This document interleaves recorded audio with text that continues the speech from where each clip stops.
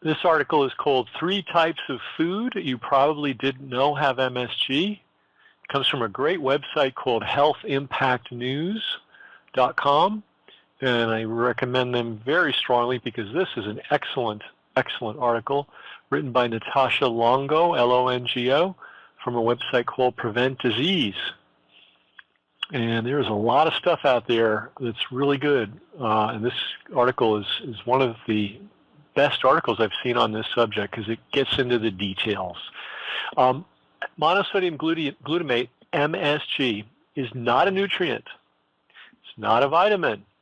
It's not a mineral and has absolutely no health benefits. So, of course, packaged food makers put it in everything. It is a processed food and a pharmaceutical additive. Very interesting. That is an extremely dangerous neurotoxin, an excitotoxin, that kills brain cells in the hypothalamus and has been linked to migraine, seizures, ADHD, heart palpitations, and is now officially linked to obesity and disorders associated with metabolic syndrome, including progressive liver disease and some other bad stuff. And what I love about this article is the following sentence. What is more shocking is that it's found in 3 types of foods most people are not even aware of. The MSG that negatively affects the human body is the glutamate, not the sodium. The breakdown of MSG typically consists of 78% glutamate, 12% sodium, and about 10% water. Any glutamate added to a processed food is not and cannot be considered naturally occurring. Natural glutamate in plants and animals is known as L-glutamic acid.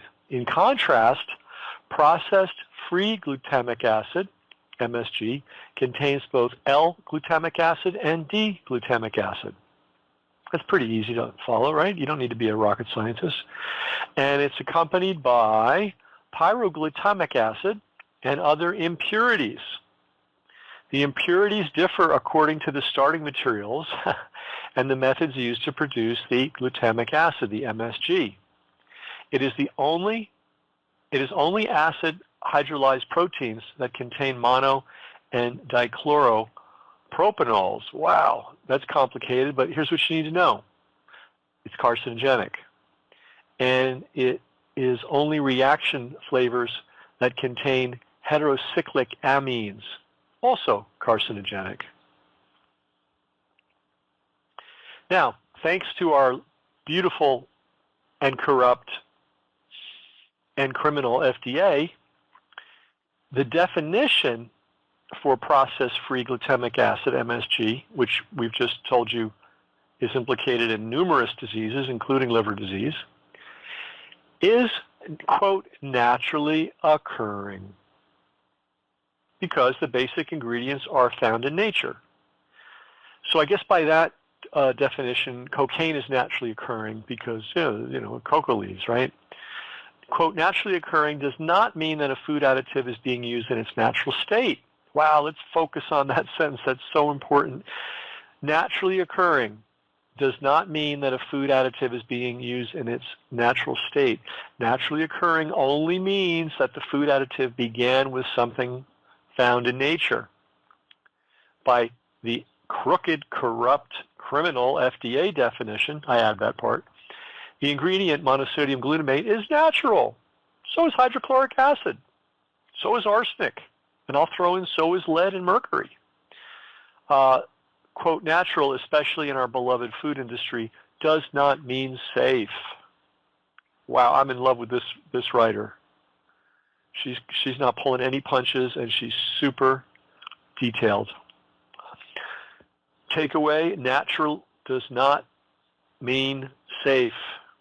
One more time, natural does not mean safe.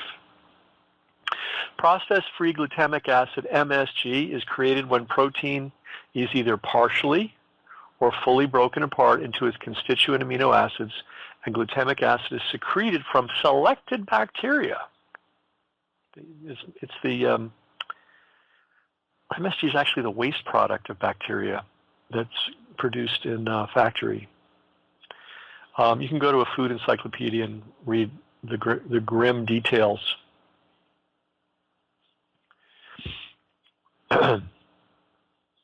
It used to be that when any ingredient contains 78 to 79% MSG, and the balance is made up of salt, moisture, and up to 1% impurities, up to 1% impurities, which can mean anything. Lead shavings, you know. The FDA, but as long as it's less, as long as it's no more than 1%, it's okay. The FDA required that the product be called monosodium glutamate and required that the product be labeled as such. The FDA required, this is all past tense, that other MSG-containing ingredients be identified by names other than monosodium glutamate. Never has the FDA required mention of the fact that an ingredient contains monosodium glutamate. All right, so you can have a whole lot of monosodium glutamate in a ingredient and not have to call it monosodium glutamate. Just don't go over that 79% line.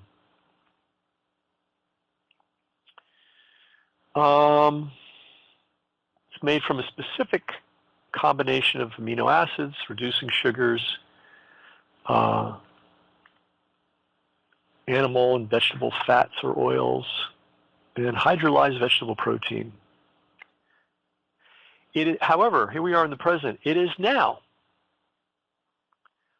essentially unregulated when it comes to labeling standards. A label may say yeast extract, or calcium caseinate, or beef flavoring, but the product still contains varying amounts of free glutamic acid. This makes it very difficult for consumers who are trying to avoid it. It is also very dangerous for those who suffer severe reactions to it. Many people who are very sensitive to MSG experience respiratory, neurological, muscular, skin, urological, and even cardiac symptoms.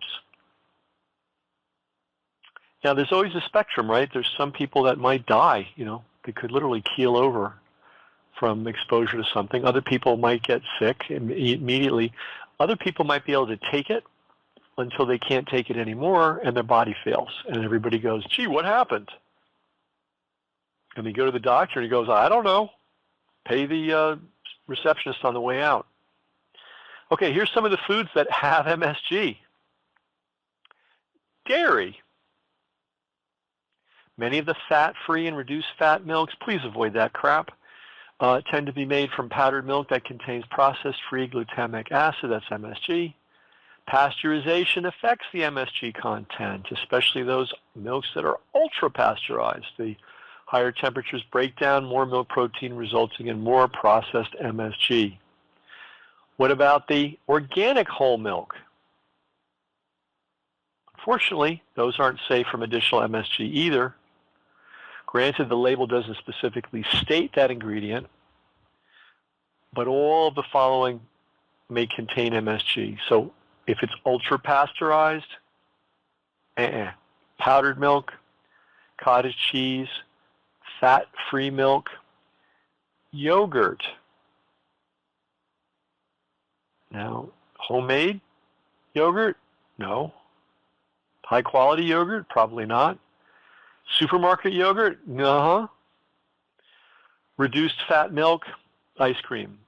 Any doctor that's told you that reduced fat dairy is good for you is an idiot. It's not good for you on any level. This is just another reason why. Okay, where else can you find some MSG?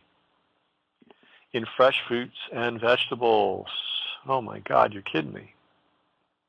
The Food and Drug Administration, that FDA, allows dangerous and unhealthy things to be applied to produce.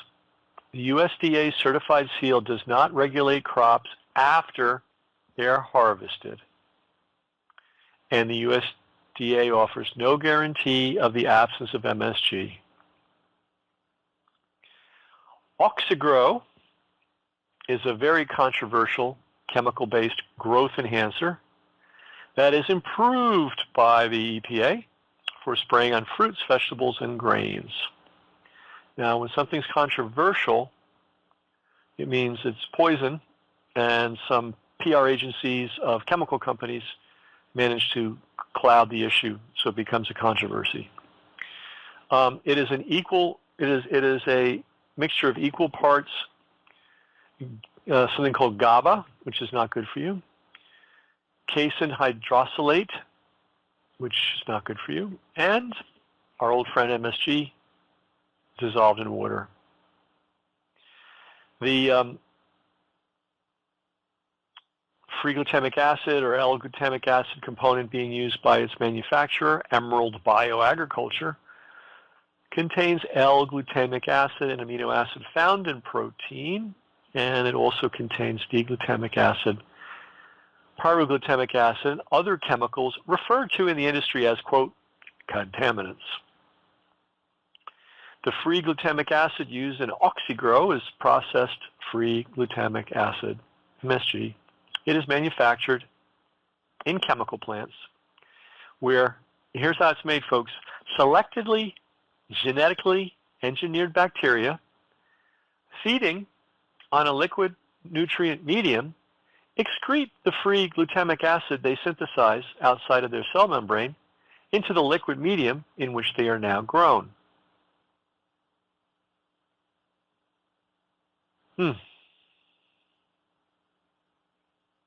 This is not normal. The glutamic acid you find in protein and that you find in normal human body function is unprocessed and contains no contaminants. So, yeah, glutamic acid appears in nature, except when it doesn't, and when it's manufactured from the waste product of bacteria in a factory and put in your milk and sprayed on your food. Oxygrow, the first MSG-laced plant, quote, growth enhancer to hit the market, has been approved for spraying on every crop we know of with no restrictions on the amount processed.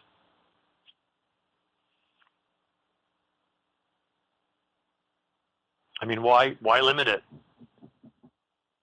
Why not just have an unlimited amount? Where else do we find MSG? Well, thanks to the good people at the FDA, you can find it in baby formula and baby food. Thank you, FDA. So great that you're looking out for us. The food industry employed its usual tactic in the face of consumer criticism with MSG, especially with baby food. They buried it under new names. The industry came up with a fabulous range of euphemisms for monosodium glutamate. The most cheeky of all is, quote, natural flavorings. And I'm sorry to tell you that when you look at the ingredient list on a lot of your favorite foods, you're going to see natural flavor, natural vanilla flavor, natural flavorings, natural beef flavor, whatever. It's all MSG. And it's really dangerous to feed to infants, but that doesn't stop the FDA and its partners in industry. Most powdered infant formulas contain some of the following ingredients, including processed milk. We already talked about that as being a problem. Soy proteins, holy moly. First they spray it with glyphosate. Then they run it through a factory and feed it to babies. Good work.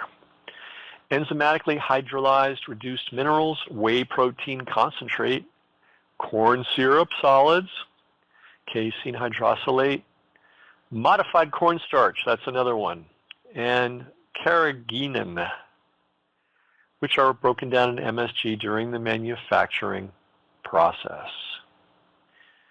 Okay, there's a website called truthinlabeling.org, and it shows a Canadian study listing the glutamic acid MSG in so-called hypoallergenic formulas.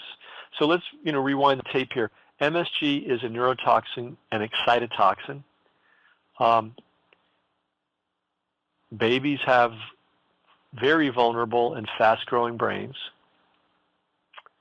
And the FDA, in its wisdom and criminality, have conspired with food manufacturers to put this excitotoxin into baby food.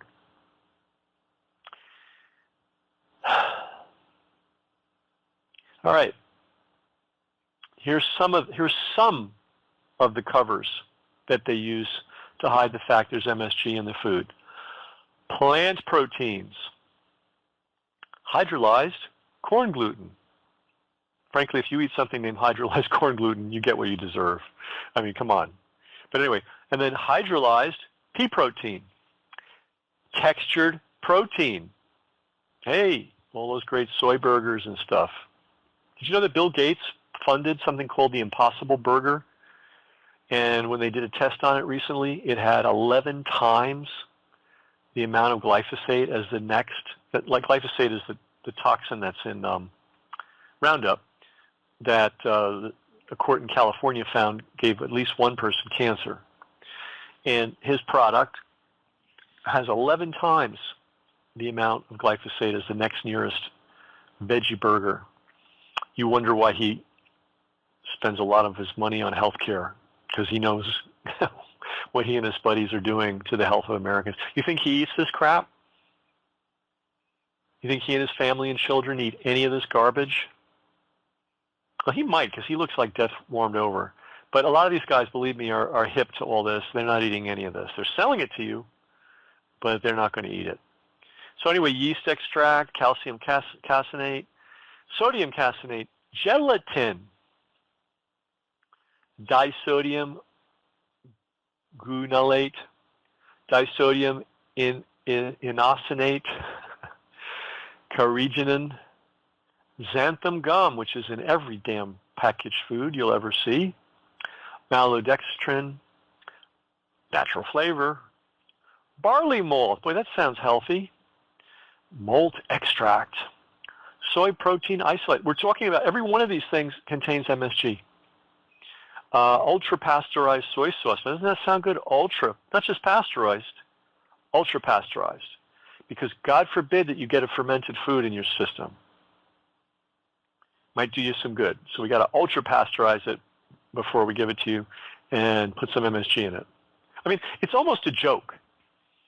You know, if it weren't so tragic, it's almost a joke.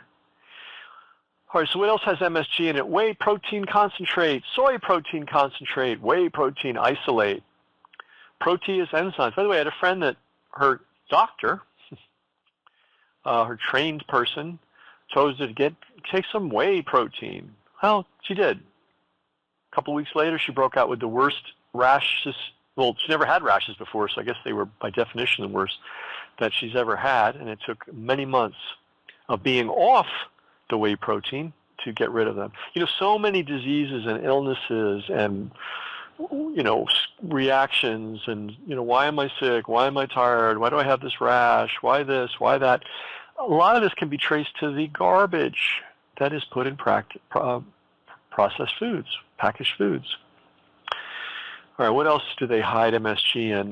Whey protein isolate, protease enzymes, just, you know, any old random protease enzymes. We'll just, you know, protein, oh my God. Do you ever see protein fortified, fill in the blank? It's MSG. Boy, that's clever. You know, you can see the PR guys and that marketing guys and the legal guys sitting around.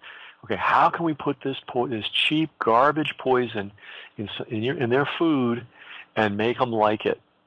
Hey, can we call it protein fortified? Yeah, we can do that. I'm sure the meeting was not a whole lot different than that. And the enzyme modified anything has MSG in it, and so does citric acid. So amazingly, somehow, a scientific journal published an article about this. Now, this is a very hard thing to accomplish, and you'll find out Why?